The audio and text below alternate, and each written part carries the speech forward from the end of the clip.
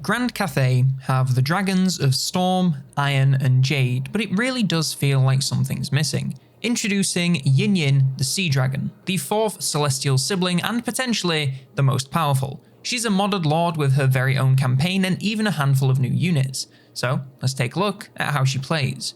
But if you want to take a look at these videos without any ads, then you should become a channel member. All the same videos with none of the ads, all for a single $1 a month. Find out more at the join button below, and now back to Yin Yin. Primarily she plays like the other lords in Grand Cathay. That means you have the same harmonious buildings, caravans, compass directions and roster as the other lords, just with some nice additions on top. Her faction is called the Eastern Provinces, and her campaign revolves around Lustria and building a number of landmarks in its central settlements.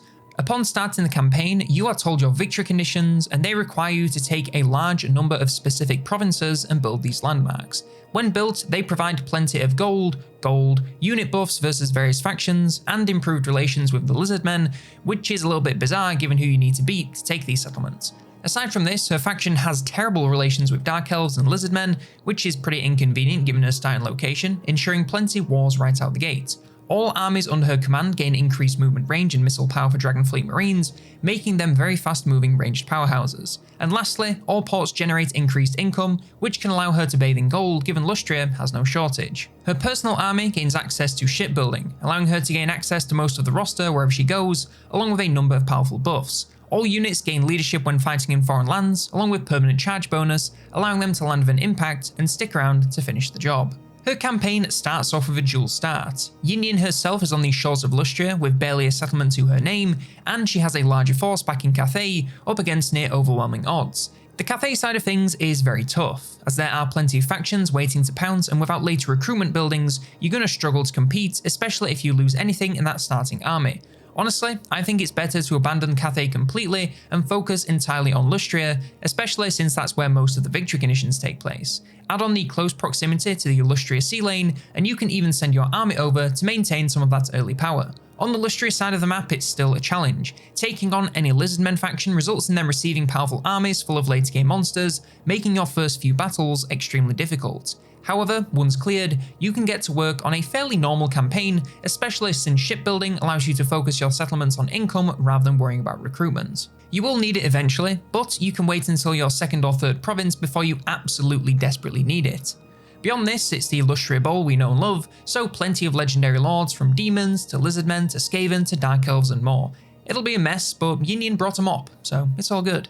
Moving now to the roster, and first up we have Yin Yin herself. Naturally, the 4th dragon sibling performs pretty similar to the other 3 in her human form. She's a little better than Mao and Zhao, but of course not as powerful as Yuan, who remains a destroyer of worlds. Still, she's a great frontlines battler with strong stats all around, so can deal some decent magical damage and keep herself alive against most regular threats. She also comes with a mix of the laws of Yin and Deeps, allowing her to deal some great damage, summon monsters, or grant temporary stealth should the occasion call for it. In her dragon form, she's not only the largest dragon but also the most powerful by quite a decent margin. She's a truly devastating monster lord with excellent melee stats, armor piercing and magical damage, along with great speed and tankiness. She really can do it all, and the only downside is her large hitbox, making her pretty easy to pin down or tear to pieces with ranged.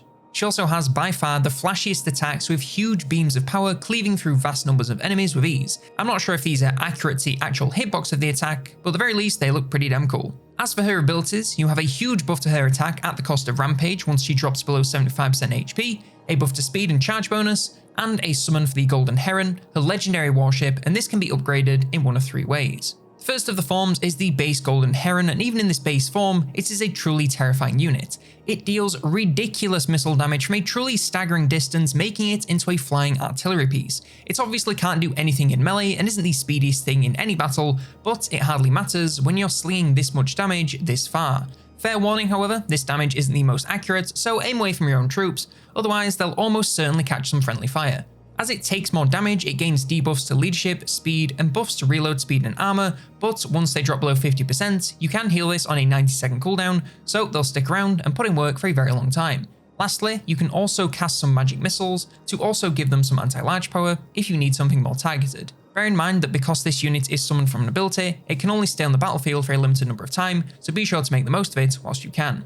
The first upgrade path is the Beidou Golden Heron. The main differences between all versions are to the missiles and abilities, so these will all be a little bit rapid fire. All versions massively increase the time this unit sticks around after being summoned by double. The Beidou version swaps the huge barrages of explosive armor piercing for rapid fire armor piercing that deals even more damage, fires faster, and now sets enemies on fire and discourages them. It can be used pretty much the same, just now to an even more devastating effect. It swaps the magic missiles for a truly massive explosion around itself that I just have to show you to explain what it does. Yeah, it rips both enemies and your GPU to shreds. I apologize in advance for my pronunciation in this video, by the way. The Zug Golden Heron, the Zukyu, this version drops a lot of missile power, mainly with just how many missiles it launches. Instead, it fires shorter range flaming missiles powerful against large targets and clumps alike. The main power is the tighter barrage makes it easier to not shoot your own troops, but you are sacrificing a lot of raw power and spectacle. It's a strong choice, but a little bit more niche than the others. And lastly, we have the Golden Heron Mark II. Statistically, this is very similar to the base unit, which makes sense given the name. You're mainly gaining some extra armor and health to help it survive anything that comes its way, along with Encourage. If you like the base version and just want it to live a little bit longer, then this is the choice for you. She also brings a new melee infantry unit, the Sea Dragon Tatamoto. These act as a very powerful endgame anti-infantry, which is something Cathay sorely lacks. They drop a little defense from Dragon Guard, but in exchange gain a large amount of charge bonus, along with a little speed, attack, and damage, alongside that bonus versus infantry. They'll deal excellent damage to any infantry you put in front of them, and keep themselves alive decently well, as long as they're not up against anything too large. Their abilities grant them bonus speed, resistance, and terror when charging, alongside a huge buff to their damage when below 25% HP, so they'll fight hard to the last. Next up, ranged infantry, and we have the Jade Sea Pirates. These are actually pretty similar to the zombie pirate gunnery mob from the Vampire Coast, but not undead, and with a ton of stat improvements. From a range, they have a little higher damage but less ammo, meaning their damage output should be higher, but less sustainable in longer battles. In melee, they are much stronger, but still hardly powerhouses. They're a little similar to Jade Warriors, but drop a ton of armor and defense, meaning they can fight okay to keep themselves alive, but will deal very little damage and need help against anything serious. Still, if you want to keep them safe on the back lines and make the most of their ranged power, they can do some great work. We have the Dragon Fleet Marines. These are seeing nice improvements from the pirates for both ranged and melee. Melee first, and they're now tougher, and even come with some armor piercing. Their attack has taken a hit, so they may not land as much of the armor piercing, but still, the option being there is nice. Once again, they can keep themselves alive okay, but should really focus on range to deal any actual damage. Speaking of which, they're sporting medium range with some pretty respectable armor-piercing missile power. With their Vanguard deployments, they work great as flanking missile units, firing into the backs and sides of enemy lines. Especially since we're dealing with gunner units with flat firing arcs, it's a great way to keep them shooting safely if there are no large targets to get them to focus on.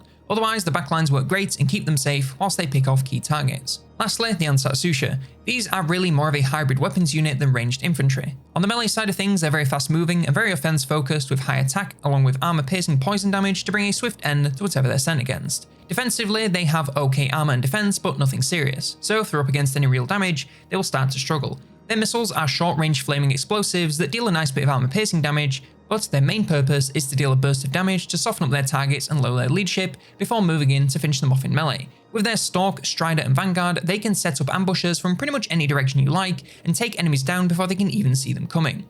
If the combat gets too hot, when they break melee, they slow and weaken the attack of enemies to give them time to escape to safety. They're a bit of a weird unit, but if you're a fan of stealth, then they're actually pretty good, if a little tricky to get the most out of. We also have a unit of monstrous ranged infantry, the Ogre Whalers. Of course, these are most similar to Lead Belchers from the Ogre Kingdoms, but they drop some range and missile power to gain much more of an anti-large focus. Their missile power is actually only lower if they are targeting non-large units, as their massive 200 anti-large bonus gives them a huge boost to power and can chunk down most large units in moments, especially with the Harpoon-imbued missiles, dropping their target's missile resist and speed. In melee, they're about the same, just a little better at fighting, but slower. However, the focus is still entirely on ranged, so keep them shooting at big stuff whenever you can. They can also use their Fisherman Net ability to pin enemies in place and reduce their melee attacks, giving themselves an easier shot, whilst also making targets more vulnerable in melee. A fantastic ranged unit specialised on large and performing that job perfectly. And lastly, a single unit of Regiments of Renown. Oh boy. I don't know. The Brigade. They're a unit of Dragonfleet Marines. They swap the mid-range guns for some short-range flamethrowers. This drops their ammo significantly, but gives them a huge boost to missile strength, a nice chunk of armor piercing, along with flaming and burnt imbued missiles for a little extra spice.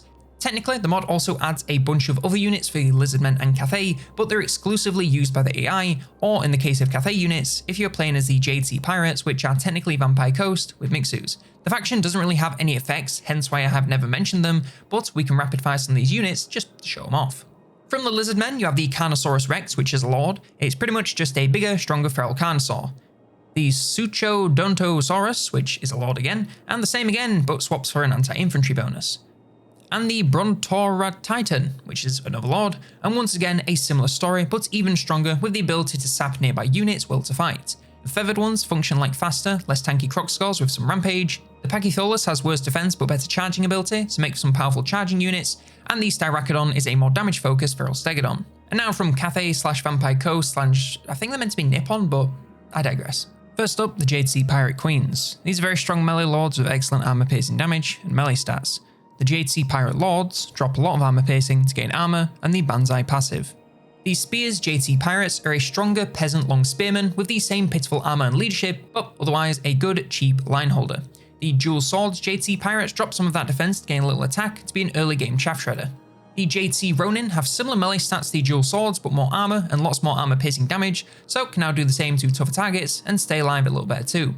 The Jade Sea Tepogumi are pretty strong but standard mid-game, mid-range, mid-damage missile troops with passable to weak melee stats. The Yi Cha Jungle Fighters are a sneaky hybrid weapons unit with decent anti-large value from a range or in melee. Technically, your Cathay army starts with one of these when playing as Yin Yin, but I cannot find any way to recruit more. Let me know in the comments if I missed something, because I probably did. And lastly, the Lucid Cannon, which is just an Empire Cannon. So now for the mod review. When I first booted up this mod, I was questioning if it would be enough to warrant another playthrough for someone who has played a bunch of Cathay. She doesn't have any real mechanics outside of getting blasted by dinosaurs and her unique landmarks in Lustria, so I was worried that she wouldn't have enough to stand out. And whilst mechanically she's relatively basic, I really think she works for a desperate campaign where it really feels like all odds are stacked against you no matter where you go.